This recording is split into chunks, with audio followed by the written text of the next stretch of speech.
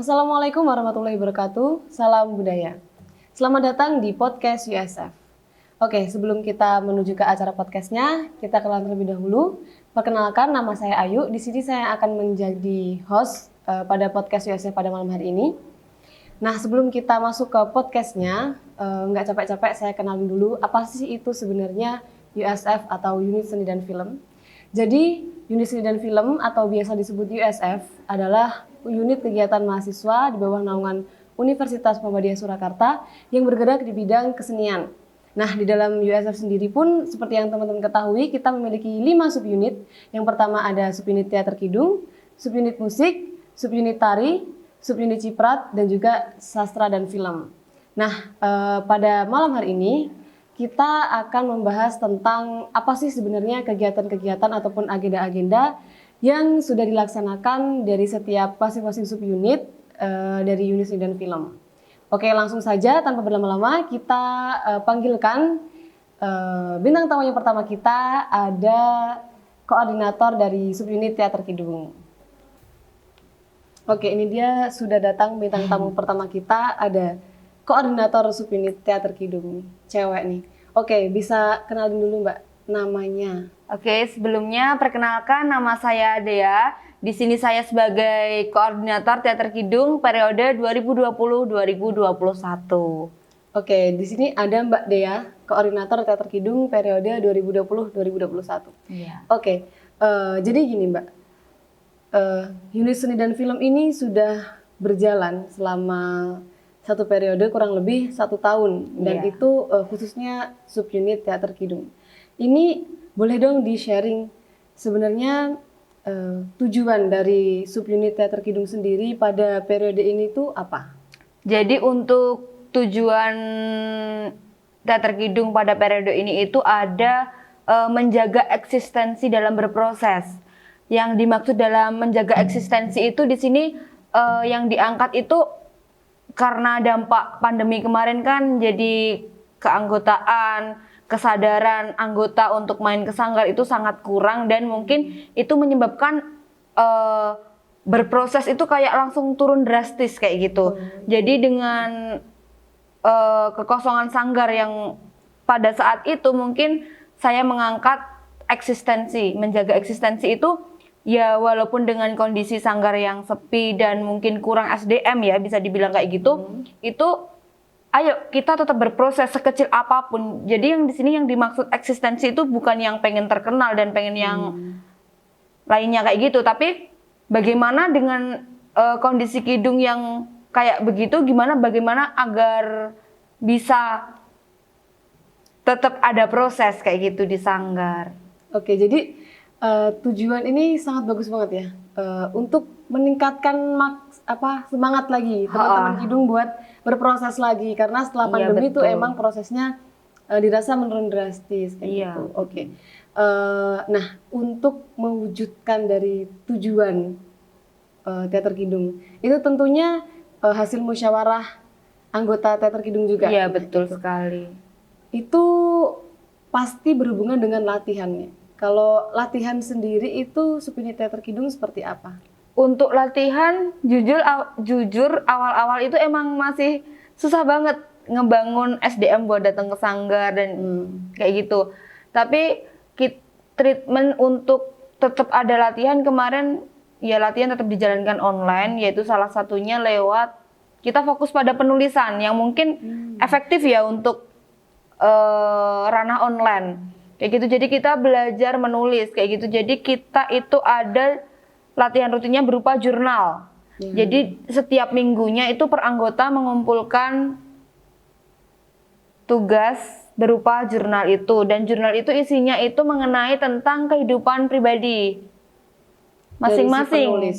Si penulis itu, dan itu bisa dicurahkan melalui puisi, sajak, pantun, dan lain sebagainya kayak gitu. Wah, ini mendengar dari menulis tadi nih, jadi saya jadi kelupaan sendiri. Sebenarnya di subunit teater kidung itu apa aja sih yang dipelajari? Nah, itu tadi kan soalnya mikirnya kalau teater berarti teater aja. Nah, makanya ini coba dijelasin dulu. Jadi enggak hanya berteater ya. Untuk di teater kidung sendiri itu kita ada biasanya untuk latihan kita ada keaktoran, menulis, lalu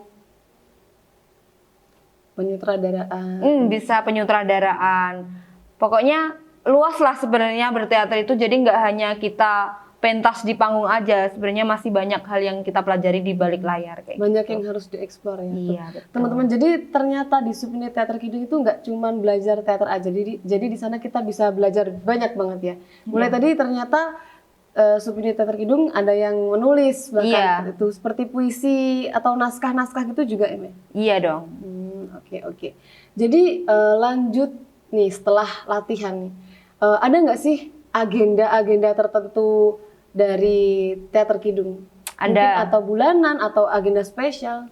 Oke, kita jadi ada agenda ya di Teater Kidung, yaitu yang pertama itu ada pengecekan alat. Jadi di Kidung itu ada alat-alat yang kebutuhan pentas, kayak contohnya lampu, terontong, backdrop, dan masih banyak lagi. Dan itu kayak kita punya agenda untuk agar menjaga alat-alat itu loh. Kita adakan pengecekan alat rutin setiap 3 bulan sekali. Kayak gitu. Terus juga ada agenda untuk kekaryaan, kita ada KNL. Wah, apa tuh KNL nih?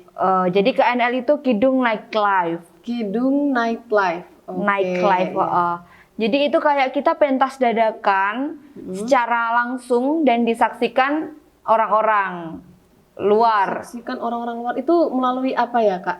Maksudnya teman-teman Kidung itu apakah pentas di pinggir jalan atau live atau bisa?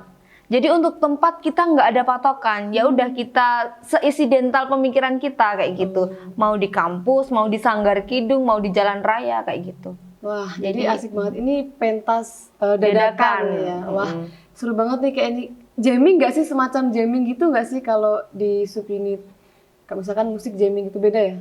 Tapi bisa jadi. Jadi kayak itu pemikiran insidental, mau dikemas dalam bentuk apapun itu bisa kayak gitu. Oh oke. Jadi bagus banget nih. Tadi ada pengecekan alat rutin setiap 3 bulan sekali nih. Soalnya kalau dilihat memang alat-alatnya Teater Kidung itu memang sangat krusial ya. Seperti lampu, kabel, backdrop yang harus selalu dicek. Karena itu kayaknya juga dipakai di seluruh subunit juga gitu. Terus ada Kidung Nightlife, itu untuk menunjang karya-karya teman-teman, kepedean teman-teman juga. Betul sekali. Oke. Nah, selain agenda nih pasti ya kalau di USF itu ada namanya program kerja. Itu suatu kewajiban bagi subunit. Nah, ini bisa dijelasin nggak sih subunit Teater Kidung ini sudah melaksanakan proker apa saja? Mungkin yang pertama dulu nih.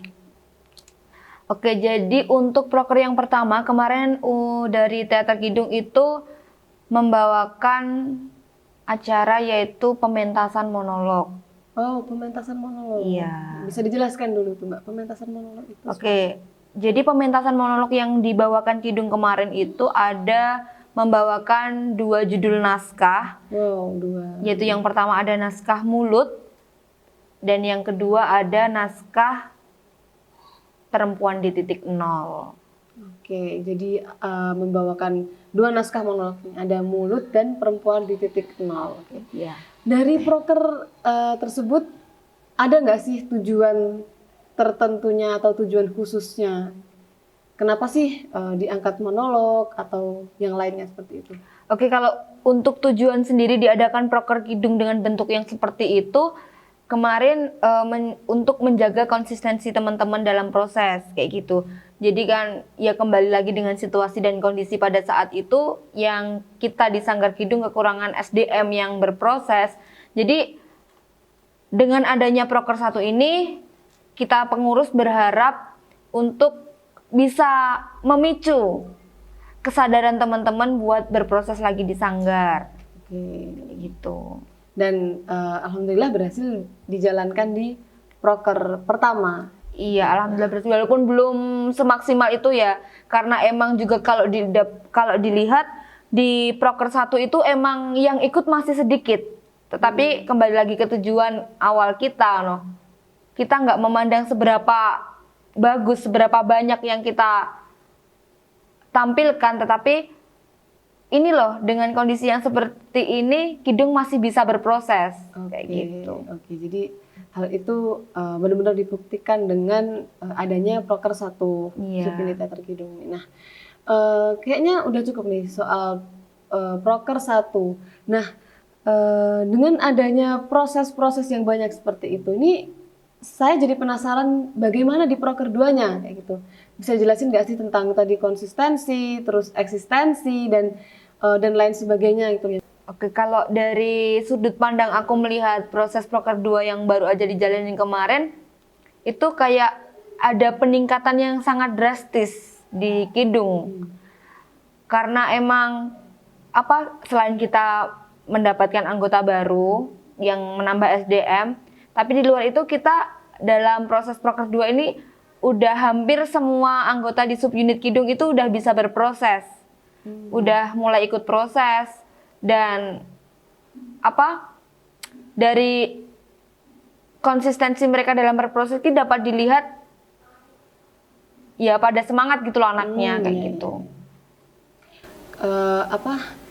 Kalau boleh tahu yang dirasakan Mbak Dea sebagai koordinator teater Kidung itu apa sih pencapaian yang didapat selama 1 periode ini? Ini udah hampir berakhir kan ya? Ya, pencapaian yang tak dapat selama aku menjabat sebagai koordinator dalam 1 periode ini, awal-awal sempat ragu sih, bisa nggak aku memimpin Kidung dengan kondisi yang SDM-nya mungkin kemarin bisa dibilang nggak ada ya. Tapi ya mungkin aku tetap berusaha semangat kayak gitu. Apapun kondisinya, berapapun orangnya, yuk ayo kita berproses dengan seadanya kita kayak gitu. Ya alhamdulillah dari semangat itu timbul pencerahan lah ya. Mulai ada orang yang mau berproses di sanggar, mulai ada yang bisa diajak komunikasi dan adalah pokoknya yang diajak ngobrol ini Kidung kedepannya mau dibawa kayak gimana kayak gitu. Dan alhamdulillah di akhir periode ini saya merasa bahwa wah ini Kidung udah mulai membaik dan ya udah kita bakal memupuk itu biar menjadi yang lebih baik lagi. Iya. Oke, jadi tadi yang habis dijelasin ya nih Mbak Dea sampai berkata-kata loh, dia terharu banget nih sama apa yang sudah berlalu ya selama 1 tahun ini.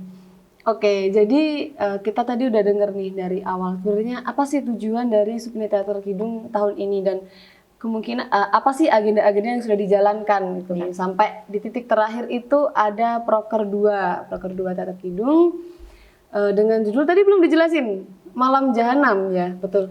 Iya. Dengan pentas menggarap naskah Malam Jahanam gitu. Nah, tadi juga sudah dijelaskan capaiannya selama ini. Mungkin Mbak Dea, apa sih yang diharapkan Mbak Dea ini untuk Kidung setelah ini gitu? Untuk kedepannya ataupun seterusnya? Ya harapan untuk Kidung kedepannya, Kidung tetap berproses dalam keadaan apapun.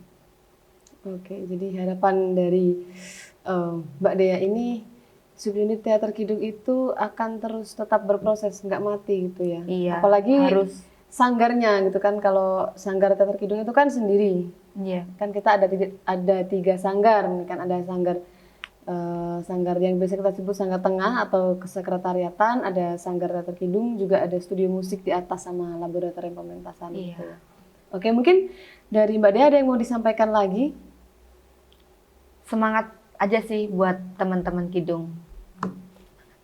Oke, ini dari teman-teman Kidung yang nonton ini ataupun semuanya anggota USF, karena kita emang sebenarnya satu ya di USF itu, kalau proses kita harus saling membantu gitu loh. Semangat buat prosesnya meskipun tadi dalam situasi dan kondisi apapun kita harus tetap gotong royong, intinya kayak gitu. Oke, ini sudah cukup dari Mbak Dea, nggak ada yang mau disampaikan lagi?